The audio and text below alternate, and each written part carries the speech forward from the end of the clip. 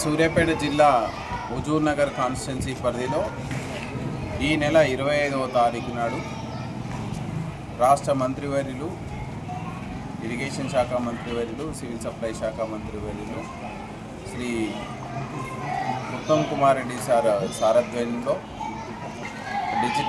Telangana digital district employment exchange, అదేవిధంగా Singareni collieries ఆధ్వర్యంలో దాదాపు 150 కంపెనీల సహకారంతో ఇక్కడ మెగా జాబ్ మేళా నిర్వహించడం జరుగుతుంది. ఉమ్మడి నల్గొండ జిల్లా నుంచి, అదేవిధంగా పక్కనే ఉన్నటువంటి ఖమ్మం జిల్లా నుంచి, మహబూబాబాద్ జిల్లా నుంచి కూడా పెద్ద ఎత్తున నిరుద్యోగులు, ఉద్యోగాల ఆశావాహులు ఇక్కడికి పెద్ద సంఖ్యలో రావడానికి అవకాశం ఉంది.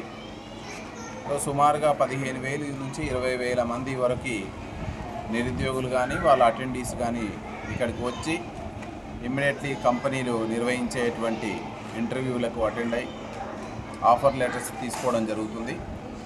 కాబట్టి పోలీస్ యాంగిల్లో ట్రాఫిక్ కానీ, సేఫ్టీ కానీ, సెక్యూరిటీ కానీ ఇక్కడికి వచ్చేటువంటి ప్రజానికానికి ఎలాంటి ఇబ్బంది కలగకుండా ఎలాంటి సౌకర్యాలు తీసుకోవాలనేటువంటిది సూచించడానికి ఈరోజు ఇక్కడ హుజూర్ నగర్ టౌన్లో ఉన్నటువంటి ఈ యొక్క పిరల్ ఇన్ఫినిటీ స్కూల్ని విజిట్ చేయడం జరిగింది. ఇక్కడ మా సిబ్బందికి ఎలాంటి ప్రికాషనరీ మెజర్స్ తీసుకోవాలా దాని మీద సూచనలు చేయడం జరిగింది.